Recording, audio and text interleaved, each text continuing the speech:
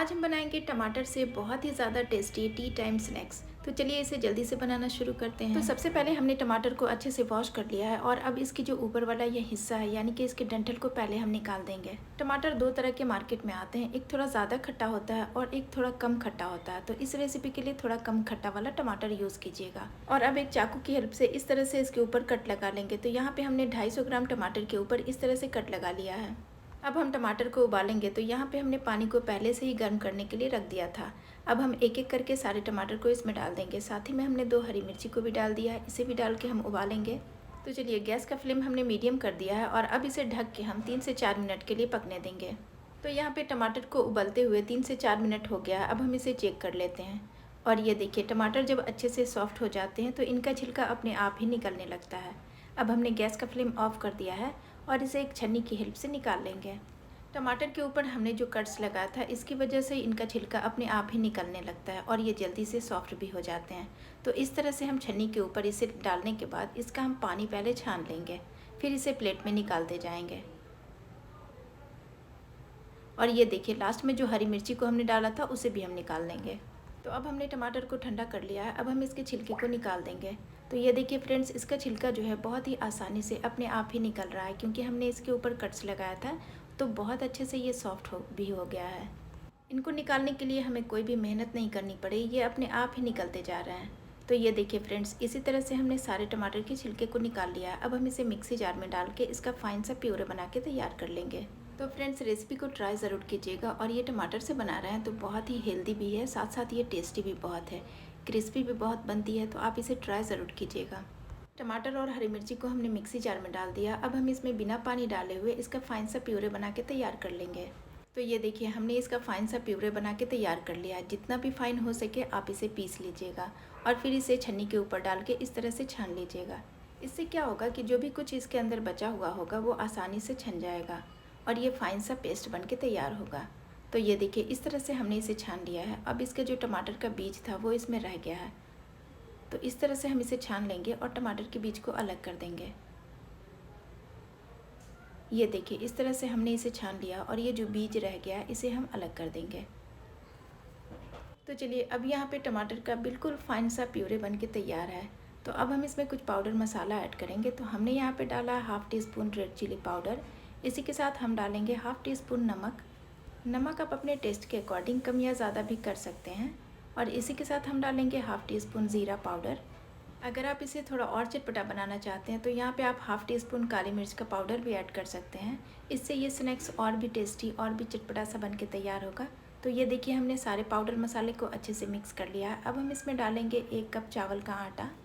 चावल का आटा डालने से ये जो स्नैक्स है फ्रेंड्स बहुत ही क्रिस्पी क्रंची बन के तैयार होता है। और अब हम डालेंगे हाफ़ कप बेसन। अगर आपके पास चावल का आटा अवेलेबल नहीं है तो आप इसे सिर्फ बेसन में भी बना सकते हैं।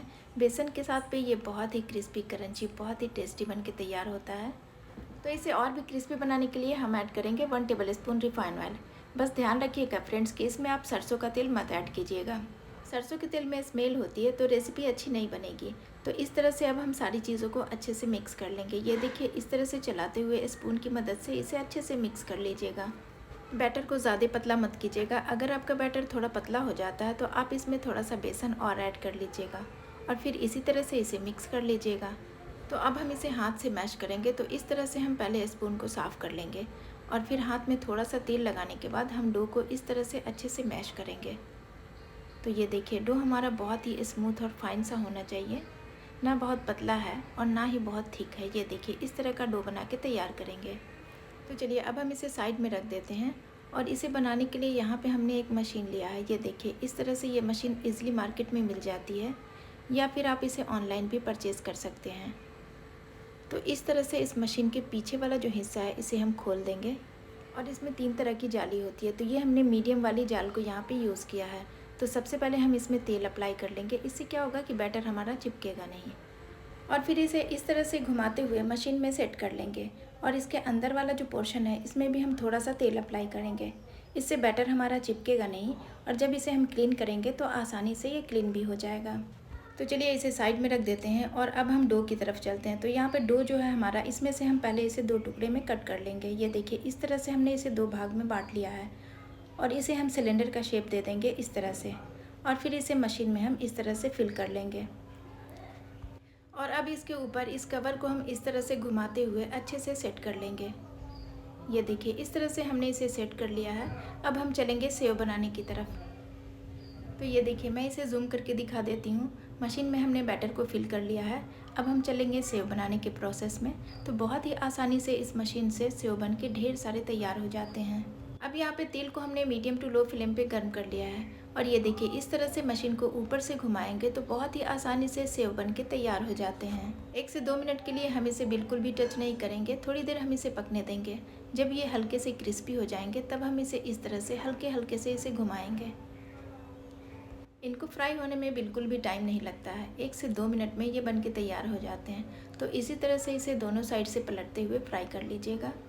बस ध्यान रखिएगा कि गैस का फ्लेम मीडियम से लो के बीच में रखना है और ये जल्दी से फ्राई हो जाते हैं। तो ये देखिए इस तरह से हमने इन्हें फ्राई कर लिया है। इनको बनाने में बिल्कुल भी टाइम नहीं लगता है, बस 1 से 2 मिनट में ये बन के तैयार हो जाते हैं। तो चलिए एक बार और आपको बना के दिखाती हूँ। ये देखिए इस तरह से आप मशीन को ऊपर से घुमाते जाएंगे और बहुत ही आसानी से सेव बन के तैयार हो जाते हैं।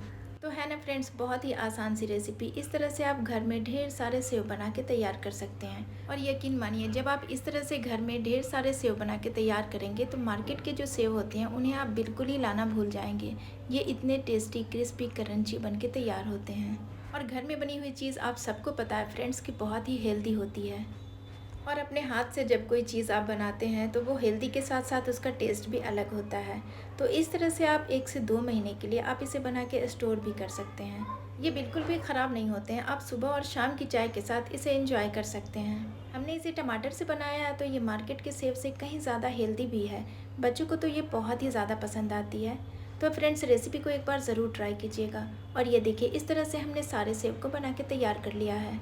टमाटर डालने की वजह से इनके ऊपर जल्दी से ये लाल कलर आ जाता है। तो ये देखिए इस तरह से हमने ढेर सारे सेव बना के तैयार कर लिया है। देखने में जितने ये खूबसूरत टेम्पटिंग से दिख रहे हैं उससे कहीं ज़्यादा ये खाने में क्रिस्पी क्रंची बहुत ही टेस्टी बन के तैयार हुआ है। तो चलिए अब मैं इसे तोड़ के दिखाती हूँ। और ये देखिए बहुत ही ज़्यादा क्रिस्पी क्रंची ये बन के तैयार हुआ है फ्रेंड्स। ये देखिए ये कितना क्रिस्पी क्रंची बना है, आप सुन सकते हैं। ये देखिए बहुत ही ज़्यादा टेस्टी है फ्रेंड्स। तो रेसिपी को एक बार ट्राई ज़रूर कीजिएगा, आपको बहुत पसंद आएगी।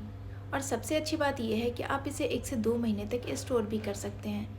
आप चाहें तो इसमें थोड़ा सा मूंगफली को भी फ्राई करके डाल सकते हैं, इससे इसका टेस्ट और भी बढ़ जाता है। बिल्कुल मार्केट की जो नमकीन होती है ना उसी तरह से बहुत ही टेस्टी ये बनता है। अब हमने इसे छोटे छोटे टुकड़े में तोड़ लिया है। अब हम क्या करेंगे, एक एयर टाइट बॉक्स में इस तरह से इसे फिल करके इसका ढक्कन लगा के 1 से 2 महीने के लिए इसे स्टोर कर लेंगे। ये बिल्कुल भी ख़राब नहीं होता है। तो है ना फ्रेंड्स, बहुत ही आसान सी रेसिपी। तो रेसिपी को ट्राई ज़रूर कीजिएगा और वीडियो पसंद आए तो लाइक शेयर और सब्सक्राइब करना मत भूलिएगा। बेल आइकन को प्रेस कर लीजिएगा ताकि मेरी आने वाली सारी वीडियो की नोटिफिकेशन पहुँचे आप तक। फिर मिलती हूँ एक नई और आसान सी रेसिपी के साथ। तब तक के लिए अपना ढेर सारा ख्याल रखें। अल्लाह हाफिज़।